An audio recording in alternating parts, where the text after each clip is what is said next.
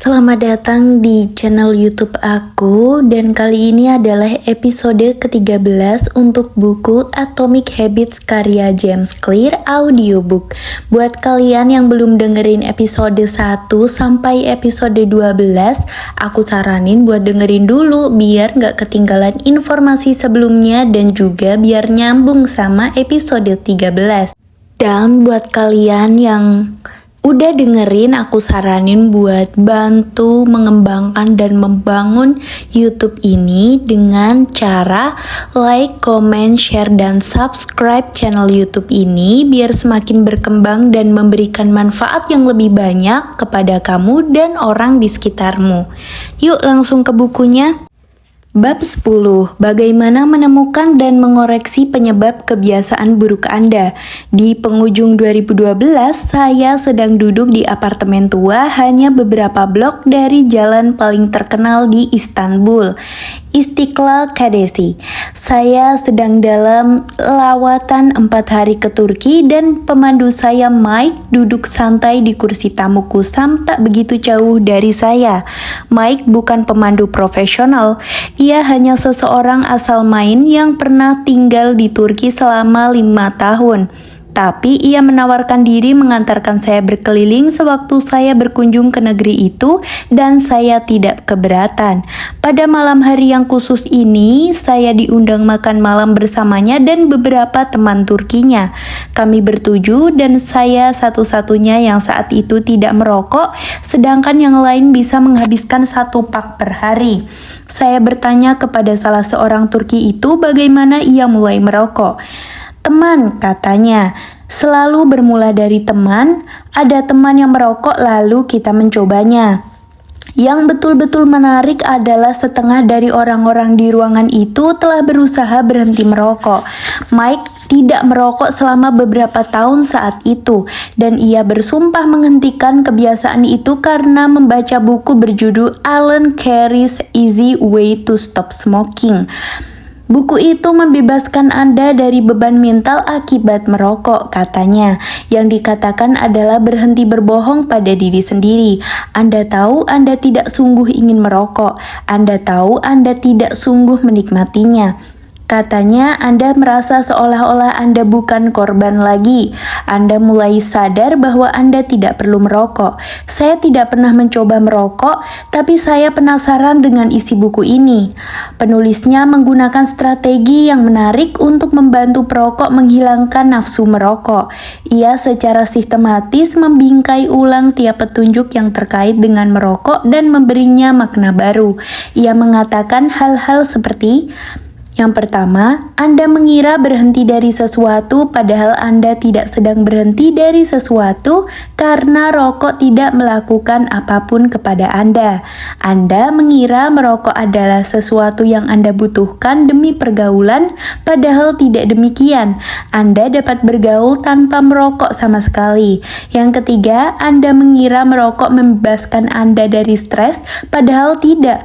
Merokok tidak membebaskan saraf Anda, justru merusaknya. Berulang-ulang ia menyampaikan kembali frasa-frasa tadi dan hal semacamnya. Ingat baik-baik, katanya, Anda tidak kehilangan apapun dan Anda mendapatkan hasil positif yang luar biasa, tidak hanya dalam kesehatan tapi juga dalam energi dan uang serta kepercayaan diri, rasa hormat pada diri sendiri, kebebasan dan yang paling penting, umur panjang serta hidup yang berkualitas di masa mendatang. Ketika Anda sampai di bagian akhir buku itu, merokok terkesan seperti hal paling konyol yang pernah dilakukan di dunia. Dan jika Anda tak lagi berharap merokok akan memberikan manfaat kepada Anda, tidak ada alasan lagi untuk merokok. Ini kebalikan dari hukum kedua perubahan perilaku, menjadikannya tidak menarik. Nah, saya tahu gagasan ini mungkin terdengar terlalu sederhana. Cukup ubah pikiran Anda, maka Anda dapat berhenti merokok. Sebentar lagi akan saya jelaskan. Dari mana asal gairah atau nafsu? Setiap perilaku memiliki gairah di tingkat permukaan dan motif yang lebih dalam. Saya sering merasakan gairah yang kira-kira seperti ini. Saya ingin makan taco. Seandainya Anda bertanya mengapa saya ingin makan taco, saya tidak akan menjawab karena saya perlu makan untuk bertahan hidup. Padahal sesungguhnya di tempat yang lebih dalam saya termotivasi untuk makan taco karena saya harus makan supaya tetap hidup. Motif yang lebih dalam adalah untuk mendapatkan makanan dan air, bahkan meskipun yang sangat saya inginkan adalah taco. Beberapa motif yang lebih dalam kita antara lain, yang pertama menghemat energi, yang kedua mendapatkan makanan dan air, yang ketiga mendapatkan pasangan dan bereproduksi. Yang selanjutnya adalah menghubungkan dan meningkatkan diri dengan orang lain. Yang selanjutnya mendapatkan penerimaan dan pengakuan dalam pergaulan. Yang selanjutnya mengurangi ketidakpastian. Dan yang terakhir meraih status dan prestis. Gairah hanyalah manifestasi tertentu untuk motif yang lebih dalam. Otak manusia tidak berkembang meskipun sekarang Anda ingin sekali merokok, ingin memeriksa Instagram atau ingin sekali bermain video game. Di tingkat yang dalam, Anda hanya ingin mengurangi ketidakpastian dan mengurangi kecemasan, diterima dan diikuti dalam pergaulan atau meraih status. Jika Anda perhatikan setiap produk yang membentuk kebiasaan, Anda akan melihat bahwa hampir semua produk itu tidak menciptakan motivasi baru, tapi sekedar memanfaatkan motif manusiawi yang sudah ada. Yang pertama, mendapatkan pasangan dan bereproduksi sama dengan menggunakan Tinder. Yang kedua, berhubungan dan mengikatkan diri dengan orang lain sama dengan membuka-buka Facebook. Yang ketiga, mendapatkan penerimaan dan pengakuan dalam pergaulan sama dengan mengunggah di Instagram. Yang selanjutnya, mengurangi ketidakpastian sama dengan mencari di Google. Dan yang terakhir, meraih status dan prestis sama dengan bermain video game. Kebiasaan Anda di zaman modern adalah solusi untuk hasrat dari masa lalu, versi baru kesalahan moral lama. Motif yang ada di balik perilaku manusia tetap sama. Kebiasaan tertentu yang kita lakukan berbeda hanya dalam periode sejarah. Berikut bagian yang sangat kuat. Ada banyak cara berbeda untuk memenuhi motif mendasar yang sama. Seseorang mungkin belajar mengurangi stres dengan merokok. Orang lain belajar menurunkan kecemasan dengan berlari. Kebiasaan Anda saat ini tidak harus merupakan cara terbaik untuk memecahkan masalah yang Anda hadapi. Cara itu hanya kebetulan telah Anda pelajari. Begitu mengaitkan suatu solusi dengan masalah-masalah yang perlu Anda pecahkan, Anda terus kembali ke situ. Semua kebiasaan terkait dengan asosiasi. Asosiasi ini menentukan apakah menurut kita suatu kebiasaan layak diulang atau tidak. Sebagaimana yang dibahas dalam bab tentang kaidah pertama, otak Anda terus menyerap informasi dan memeriksa petunjuk-petunjuk di sekitar. Setiap kali Anda menemukan petunjuk, otak Anda menjalankan simulasi dan membuat prediksi tentang apa yang dilakukan pada kesempatan berikutnya. Petunjuk, Anda melihat kompor sedang panas. Prediksi, kalau menyentuhnya aku akan terbakar, jadi aku tidak boleh menyentuhnya. Petunjuk, Anda melihat lampu lalu lintas akan menjadi hijau. Prediksi, kalau tancap gas mungkin aku akan berhasil melewati persimpangan dan tidak terlambat sampai di tujuan. Jadi aku harus tancap gas. Anda melihat petunjuk, mengelompokkannya berdasarkan pengalaman masa lalu menentukan tanggapan yang paling sesuai. Ini semua berlangsung dalam sekejap, tapi memainkan peran yang sangat penting dalam kebiasaan Anda karena setiap aksi didahului dengan prediksi. Hidup terasa reaktif, padahal sesungguhnya hidup itu prediktif. Sepanjang hari, Anda membuat tebak-tebakan terbaik tentang bagaimana harus beraksi berdasarkan apa yang Anda lihat dan berhasil di masa lalu. Anda tidak berhenti membuat prediksi tentang apa yang akan terjadi kemudian. Perilaku kita sangat bergantung pada prediksi. Dengan kata lain, perilaku kita sangat bergantung pada bagaimana kita menafsirkan peristiwa yang terjadi pada diri kita.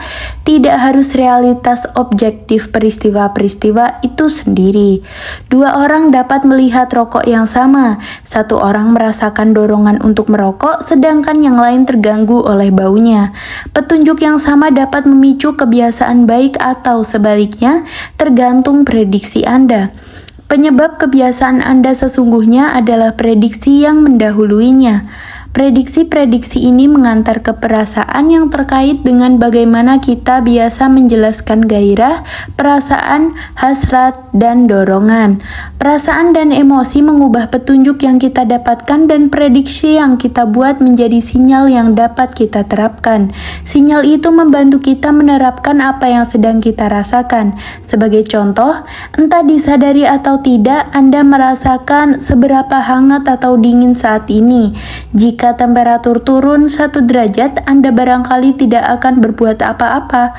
Namun ketika temperatur turun 10 derajat, Anda akan merasa dingin dan mengambil baju hangat.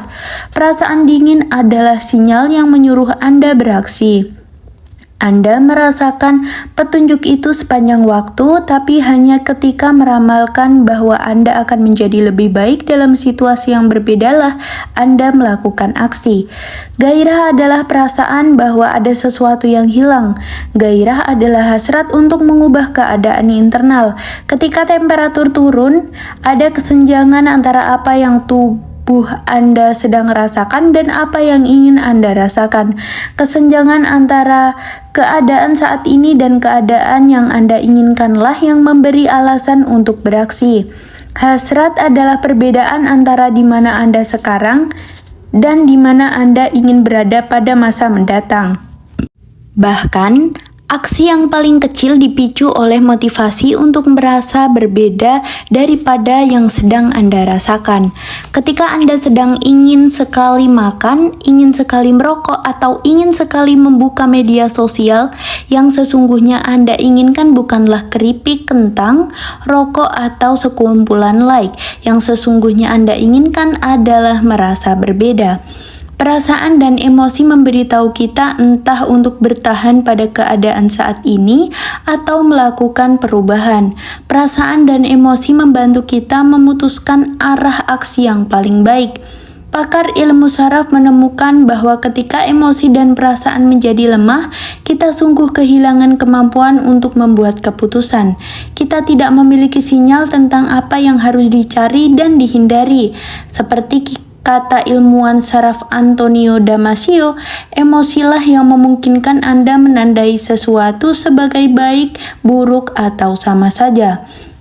Untuk ringkasnya, hasrat tertentu yang Anda rasakan dan kebiasaan yang Anda jalankan sesungguhnya merupakan upaya untuk memenuhi motif-motif dasar yang ada di baliknya. Setiap kali suatu kebiasaan berhasil memenuhi suatu motif, Anda mengembangkan gairah untuk mengerjakannya lagi. Sejalan dengan waktu, Anda belajar meramalkan bahwa membuka media sosial akan membantu Anda merasa disukai atau bahwa menonton YouTube akan memungkinkan Anda melupakan rasa takut. Kebiasaan menjadi menarik ketika kita mengaitkannya dengan perasaan-perasaan positif dan kita dapat menggunakan wawasan ini demi keuntungan kita, bukan sebaliknya. Cara memprogram ulang otak untuk menikmati kebiasaan sulit. Anda dapat menjadikan kebiasaan sulit lebih menarik jika berhasil mengaitkan kebiasaan itu dengan pengalaman positif. Terkadang yang Anda perlukan hanya sedikit perubahan pola pikir. Sebagai contoh, kita seringkali bicara tentang segala sesuatu yang harus kita kerjakan pada hari tertentu. Anda harus bangun pagi untuk bekerja. Anda harus berhasil memastikan satu penjualan lagi demi keberlangsungan bisnis. Anda harus memasak makanan malam untuk keluarga. Sekarang bayangkan Anda hanya mengubah satu kata. Anda bukan harus, melainkan Anda berkesempatan. Anda berkesempatan bangun pagi untuk bekerja. Anda berkesempatan memastikan satu penjualan lagi. Anda berkesempatan memasak untuk keluarga. Cukup dengan mengubah satu kata, Anda mengubah cara Anda memandang peristiwa-peristiwa yang sama. Anda berubah dari memandang perilaku-perilaku ini sebagai beban menjadi sebagai kesempatan. Yang pokok dalam kedua versi realitas itu adalah benar. Anda harus melakukan hal-hal itu dan Anda juga berkesempatan melakukannya. Kita bisa mendapatkan bukti untuk perubahan pola pikir apapun yang kita pilih. Saya pernah mendengar cerita tentang seseorang yang memakai kursi roda. Ketika ditanya apakah terkurung di kursi roda membuatnya merasa sulit, ia menjawab, "Saya bukan terkurung di kursi roda ini. Saya merasa terbebaskan oleh kursi roda ini. Kalau bukan karena kursi roda ini, saya akan tetap diranjang dan tidak pernah bisa meninggalkan rumah." Perubahan perspektif ini mengubah total caranya menjalani hidup sehari-hari. Membingkai ulang kebiasaan dengan lebih berfokus pada manfaat ketimbang kerugian adalah cara yang cepat dan mudah untuk memprogram ulang pikiran dan menjadikan kebiasaan yang terkesan lebih menarik. Olahraga. Banyak orang mengaitkan olahraga dengan kewajiban berat yang menguras energi dan melelahkan.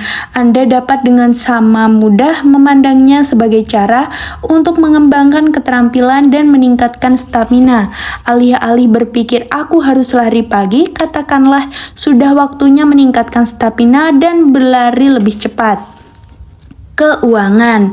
Menabung sering dikaitkan dengan pengorbanan, namun Anda dapat mengaitkannya dengan kebebasan, bukan pembatasan. Jika menyadari kebenaran sederhana berikut, hidup di bawah kemampuan Anda saat ini berarti meningkatkan kemampuan Anda di masa mendatang. Uang yang Anda hemat bulan ini meningkatkan daya beli Anda bulan berikutnya. Meditasi. Siapapun yang pernah mencoba bermeditasi lebih dari 3 detik tahu betapa kesal ketika secara tak terhindarkan gangguan berikutnya muncul dalam pikiran Anda. Anda dapat mengubah frustrasi menjadi sukacita ketika sadar bahwa tiap interupsi memberi Anda peluang untuk berlatih mengatur nafas. Pengalihan perhatian adalah hal yang baik karena Anda memerlukannya untuk berlatih meditasi. Ketegangan sebelum bertanding. Banyak orang merasa cemas sebelum membawakan presentasi besar atau bersaing dalam kompetisi penting. Irama napas lebih cepat, denyut nadi jantung bertambah, kegelisahan meningkat. Kalau menafsirkan perasaan-perasaan ini secara negatif, kita akan merasa terancam dan semakin tegang. Kalau menafsirkan perasaan-perasaan ini secara positif, kita dapat memberikan reaksi dengan lancar dan cerdas. Anda dapat membingkai ulang aku gugup menjadi aku bersemangat dan mendapat tambahan adrenalin untuk membantu berkonsentrasi. Perubahan pola pikir kecil ini bukan sesuatu yang ajaib, tapi bisa membantu mengubah perasaan-perasaan yang Anda kaitkan dengan kebiasaan atau situasi tertentu. Jika ingin selangkah lebih maju, Anda dapat menciptakan ritual motivasi. Anda cukup berlatih menghubungkan kebiasaan-kebiasaan Anda dengan sesuatu yang Anda nikmati, lalu Anda bisa menggunakan petunjuk itu setiap kali memerlukan sedikit motivasi. Sebagai contoh, jika selalu memutar lagu yang sama sebelum berhubungan, Anda akan mulai menghubungkan musik itu dengan aksi. Setiap kali Anda ingin mendapatkan suasana hati itu, tekan saja tombol play. Ed Latimore, petinju dan penulis dari Pittsburgh, mengambil manfaat dari strategi serupa tanpa menyadarinya. Realisasi yang aneh, tulisnya. Fokus dan konsentrasi saya meningkat cukup dengan memasang headphone sewaktu menulis. Saya bahkan tidak harus menggunakannya untuk mendengarkan musik. Tanpa menyadarinya, ia mengondisikan diri sendiri. Awalnya, ia memasang headphone, memutar sejumlah musik yang ia nikmati, dan menjadi berfokus pada pekerjaan. Setelah melakukannya 5, 10, 20 kali memasang headphone menjadi petunjuk bahwa ia secara otomatis mengaitkannya dengan peningkatan fokus. Gairah muncul secara alami. Atlet menggunakan strategi-strategi serupa agar dapat berfokus pada performa. Selama karir bisbol saya mengembangkan ritual peregangan dan melempar yang khusus sebelum tiap pertandingan. Seluruh rangkaian prosesnya berlangsung kira-kira 10 menit dan saya sungguh melakukan hal sama setiap kalinya. Selain sebagai pemanasan fisik sebelum bermain, yang lebih penting, ritual itu membawa saya ke status mental yang tepat.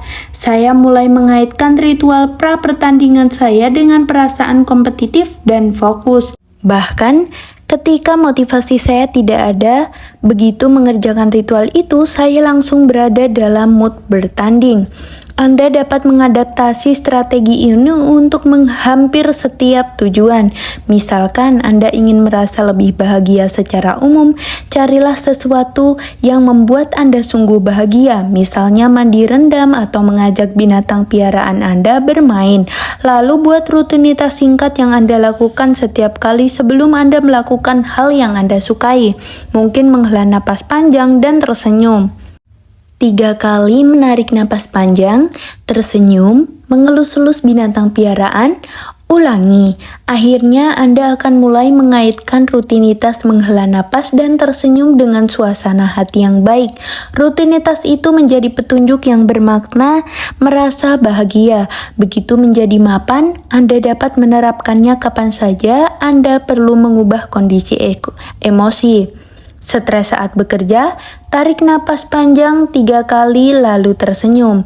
Kecewa dengan hidup, tarik napas panjang 3 kali dan tersenyum. Setelah terbangun menjadi kebiasaan, petunjuk itu dapat membangkitkan gairah bahkan meskipun hampir tidak ada kaitannya dengan situasi asli.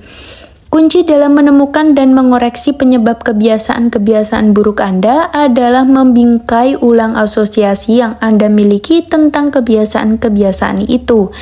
Memang tidak mudah, tapi jika dapat memprogram ulang prediksi-prediksi Anda dapat mengubah kebiasaan yang sulit menjadi kebiasaan yang menarik. Ringkasan bab. Yang pertama, kebalikan hukum kedua perubahan perilaku adalah menjadikannya tidak menarik. Yang kedua, setiap perilaku memiliki gairah tingkat permukaan dan motif dasar yang lebih mendalam. Yang ketiga, kebiasaan Anda sama seperti solusi dunia modern untuk hasrat-hasrat purba.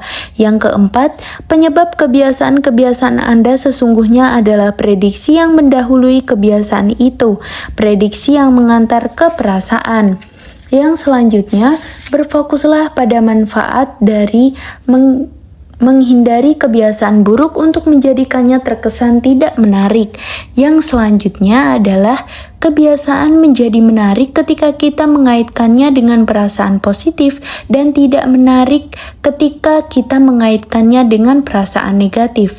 Ciptakan ritual motivasi dengan melakukan sesuatu yang Anda nikmati sesaat sebelum kebiasaan yang sulit. Cara menciptakan kebiasaan baik. Hukum ke-1, 1.1 menjadikannya terlihat. Mengisi kartu nilai kebiasaan. Tulis kebiasaan saat ini untuk menyadari semuanya. 1.2 menggunakan nilai implementasi. Aku akan berlaku pada waktu di lokasi. 1.3 menumpuk kebiasaan. Setelah kebiasaan sekarang, aku akan kebiasaan baru. 1.4 merancang lingkungan, menjadikan petunjuk kebiasaan baik terlihat. Hukum kedua, menjadikannya menarik. 2.1 menggunakan paket godaan. Pasangkan aksi yang ingin dilakukan dengan aksi yang perlu dilakukan. 2.2 bergabung dengan kultur tempat perilaku yang Anda ingin dianggap perilaku normal. 2.3 menciptakan ritual motivasi. Lakukan sesuatu yang Anda nikmati sesaat sebelum kebiasaan yang sulit. Hukum ketiga, menjadikannya mudah. Hukum keempat, menjadikannya memuaskan. Cara menghentikan kebiasaan buruk. Kebalikan hukum ke-1, menjadikannya tak terlihat. 1.5 mengurangi paparan, hilangkan petunjuk-petunjuk kebiasaan buruk dari lingkungan. Kebalikan hukum kedua, menjadikannya tidak menarik. 2.4 membingkai ulang pola pikir, berfokus pada manfaat daripada menghindari kebiasaan buruk. Kebalikan hukum ketiga, menjadikannya sulit. Kebalikan hukum keempat, menjadikannya mengecewakan. Bab 11. Berjalan perlahan tetapi pantang mundur. Pada hari pertama kuliah, Jerry Wilsman, Guru besar University of Florida membagi mahasiswa jurusan fotografinya menjadi 2 kelompok. Setiap orang di bagian kiri ruang kuliah katanya akan menjadi kelompok kuantitas. Mereka dinilai hanya berdasarkan jumlah karya yang mereka hasilkan. Pada hari terakhir kuliah, ia akan menghitung jumlah foto yang dikirimkan oleh tiap mahasiswa. Status foto akan mendapat nilai A 90 foto bernilai B, 80 foto bernilai C, dan sebagainya. Sementara itu, setiap orang di bagian kanan ruangan akan disebut kelompok kualitas. Mereka dinilai hanya berdasarkan kehebatan karya mereka. Mereka hanya perlu membuat 1 karya foto selama semester itu, tapi untuk mendapatkan nilai A, foto itu harus mendekati sempurna. Pada akhir semester, di luar dugaannya, semua foto terbaik dihasilkan oleh kelompok kuantitas. Selama semester itu, mahasiswa-mahasiswa kelompok itu sibuk membuat foto, bereksperimen dengan komposisi dan pencahayaan, menguji berbagai metode di ruang gelap, dan belajar dari kesalahan-kesalahan mereka. Dalam proses membuat ratusan foto, mereka mengasah keterampilan, sedangkan kelompok kualitas hanya melamun tentang kesempurnaan. Pada akhirnya, hanya sedikit yang mereka tunjukkan sebagai bukti usaha mereka. Mereka tidak menggali teori-teori yang diajarkan dan hanya menghasilkan foto biasa-biasa. Kita mudah terlena ketika mencoba menyusun rencana yang optimal untuk perubahan, cara paling cepat untuk menurunkan berat badan, program terbaik untuk membangun otot, gagasan sempurna untuk usaha sampingan. Kita terlalu berfokus memikirkan pendekatan terbaik sehingga tidak pernah sampai beraksi. Voltaire pernah menulis, "Yang terbaik adalah musuh yang baik." Saya menyebut ini beda antara in motion dan melakukan action. Kedua gagasan itu terkesan sempurna padahal tidak sama. Ketika Anda in motion, Anda membuat rencana, membuat strategi, dan belajar. Semua itu baik, tapi tidak membuahkan hasil. Sebaliknya, action adalah tipe perilaku yang memberikan hasil. Kalau saya menulis 20 gagasan untuk artikel-artikel yang ingin saya tulis itu, in motion. Kalau saya sungguh duduk dan menulis artikel, itu sama dengan action. Kalau saya mencari rencana diet yang lebih baik dan membaca sejumlah buku tentang topik itu in motion. Kalau saya sungguh makan makanan yang sehat, itu adalah action. Kadang in motion ada gunanya, tapi perilaku itu tidak akan pernah membuahkan hasil dengan sendirinya. Tidak peduli berapa kali Anda berdiskusi dengan pelatih, kegiatan itu tidak akan pernah membentuk tubuh Anda. Hanya aksi berolahraga yang akan membuat Anda memperoleh hasil yang diinginkan. Bila in motion tidak mengantar kita ke hasil, mengapa kita melakukannya? Kadang kita melakukannya karena kita sungguh perlu membuat rencana atau belajar lebih banyak. Namun, lebih sering daripada tidak, kita melakukannya karena in motion memungkinkan kita merasa seolah-olah kita mendapatkan kemajuan tanpa menempuh resiko gagal. Kebanyakan dari kita adalah ahli dalam menghindari kritik. Tidak enak rasanya kalau sampai gagal atau ditegur di depan umum. Jadi kita cenderung menghindari situasi-situasi yang memungkinkan hal itu terjadi. Dan itu alasan terbesar Anda lebih banyak in motion daripada in action. Anda ingin menunda kegagalan. In motion sambil meyakinkan diri bahwa Anda masih membuat kemajuan itu mudah. Anda berpikir, sampai sekarang saya sudah bicara dengan 4 klien potensial. Ini bagus, saya bergerak ke arah yang benar. Atau saya sudah menggodok sejumlah gagasan untuk buku yang ingin saya tulis. Rasanya sudah hampir lengkap. In motion membuat Anda merasa sudah mengerjakan sesuatu, padahal sesungguhnya Anda hanya bersiap untuk melakukan apa yang seharusnya Anda lakukan. Ketika persiapan menjadi semacam upaya menunda, ada yang perlu diubah.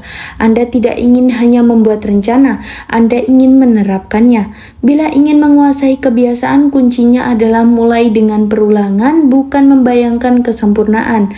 Anda tidak perlu memetakan setiap ciri kebiasaan baru, yang perlu yang diperlukan adalah menerapkannya. Ini langkah pertama hukum ketiga. Anda hanya perlu mengulang-ulangnya. Sekian untuk episode kali ini. Aku berharap kalian bisa lanjut ke episode selanjutnya agar mendapatkan insight yang lebih banyak terkait dengan buku Atomic Habits karya James Clear.